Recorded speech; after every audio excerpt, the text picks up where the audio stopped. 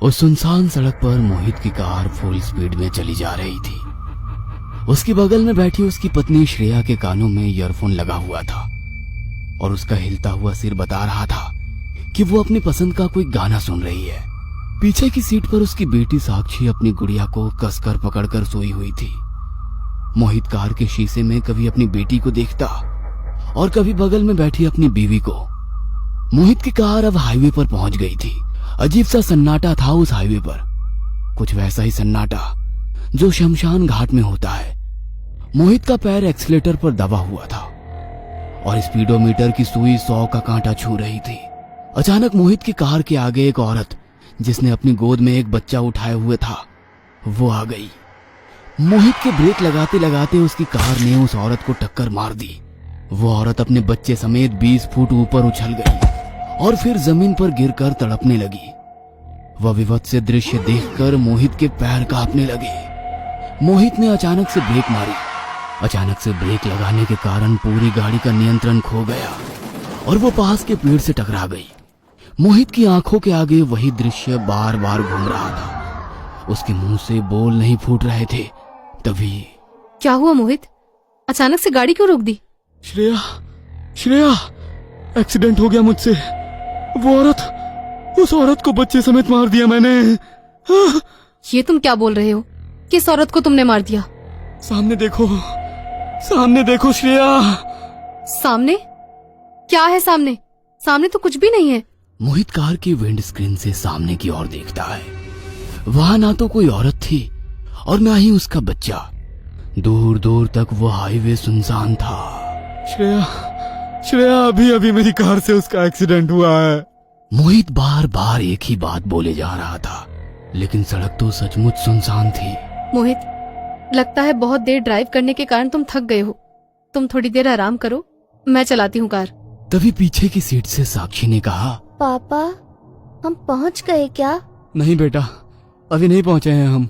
मुझे जोरों की भूख लगी है पापा। वो चिप्स का पैकेट दिया था ना तुम्हें? वो तो कब का खत्म हो गया। गाड़ी में अब और चिप्स के पैकेट नहीं पड़े थे और ना ही कुछ और खाने का सामान था गाड़ी में। मोहित, रास्ते के किसी लाइन होटल पर रोकना गाड़ी, वहीं खाना भी खा लेंगे और रास्ते के लिए कुछ ले भी लेंगे। लेकिन मोहित तो जैसे किसी अलग दुनिया में था। उसकी आंखों के आगे वही दृश्य बार बार घूम रहा था। ये कैसे हो सकता है? वो औरत और वो बच्ची, वो कहाँ चली गई? मैंने खुद देखा है दोनों को मेरी गाड़ी से टकराकर जमीन पर गिरकर तड़पते हुए। मोहित, क्या हुआ?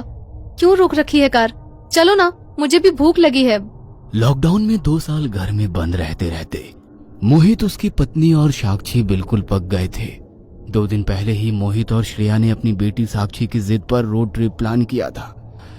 वैसे मन तो दोनों का था कहीं बाहर घूमकर आने का, इसलिए वे सभी पहाड़ों पर पूरे 10 दिन की छुट्टियां मनाने के लिए निकल गए थे। मोहित कार तो चला रहा था, लेकिन अब उसकी स्पीड कम थी। हालांकि वो बात अब भी उसके दिमाग में घूम रही थी। मोहित, फोन में नेटवर्क नहीं आ रहा यार। लाइन होटल कितनी दूर होगा? पता नहीं श्रेया, लेकिन होगा तो जरूर। ये नेटवर्क भी ना ऐन वक्त पर चला जाता है। मम्मा, मैंने कहा था ना और चिप्स खरीद लो, लेकिन तुमने मेरी एक बात भी नहीं मानी। बस तुम्हें तो यही सब खाना होता है हमेशा, फिर पेट में दर्द होने पर हमारे सिर में दर्द कर देती हो। अपनी पत्नी और बेटी की बातों को सुनकर मोहित धीमे धीमे मुस्कुरा रहा था। तभी साक्षी, जो शीशे से बाहर देखती हुई जा रही थी, एकदम से चिल्लाकर बोली, पापा, स्टॉप द कार। वो देखो, वहाँ है लाइन होटल। हाईवे के किनारे वो लाइन होटल भी कुछ अजीब सा ही था। बाहर से देखकर उसे लग रहा था कि कोई बहुत मजबूरी में ही उस होटल पर रुकता होगा और खाना खाता होगा। अब ऑप्शन क्या है मोहित?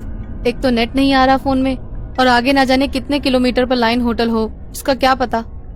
और तुम देख रहे हो ना साक्षी को कितनी जोरों की भूख लगी है। मोहित ने कार को होटल के बाहर खड़ा किया और वे तीनों होटल की ओर बढ़ने लगे। रिसेप्शन तो उसे नहीं कह सकते। होटल के गल्ले पर एक अजीब सा आदमी बैठा हुआ था, जिसके चेहरे पर एक बड़े से कटे का निशान था। साक्षी और श्रेया तो उसका चेहरा देखकर ही डर गए। होटल में कुछ और स्टाफ भी थे।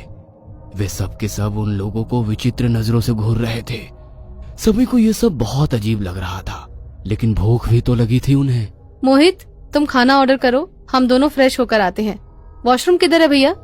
वॉशरूम? वो तो नहीं है मैम साहब, होटल के पीछे एक कुआं है, आप हाथ मुंह वहीं धो लीजिए और पीछे एक खाली मैदान भी है, अगर बाथरूम वगैरह जाना हो तो। श्रेया और साक्षी दोनों मुंह बनाते हुए होटल के पीछे चले गए। भैया खाने में क्या मिलेगा? साहब हमारे यहाँ केवल वेजिटेरियन खाना मिलता है, आप बोलिए क्या खाएंगे? मोहित ने खाना का ऑर्डर दिया और होटल के बाहर लगी चारपाई पर बैठ गया और हाईवे से गुजरने वाली इक्का दुक्का गाड़ियों को देखने लगा।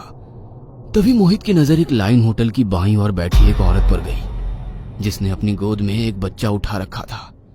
जैसे ही उस औरत पर मोहित की नजर गई, उसके दिल की धड़कन जोर जोर से धड़कने लगी। ये तो वही औरत है जो मेरी गाड़ी से टकराई थी। मैं इसे बिल्कुल नहीं भूल सकता। यही तो उसने साड़ी पहन रखी थी। वो औरत मोहित को अजीब नजरों से घूरने लगी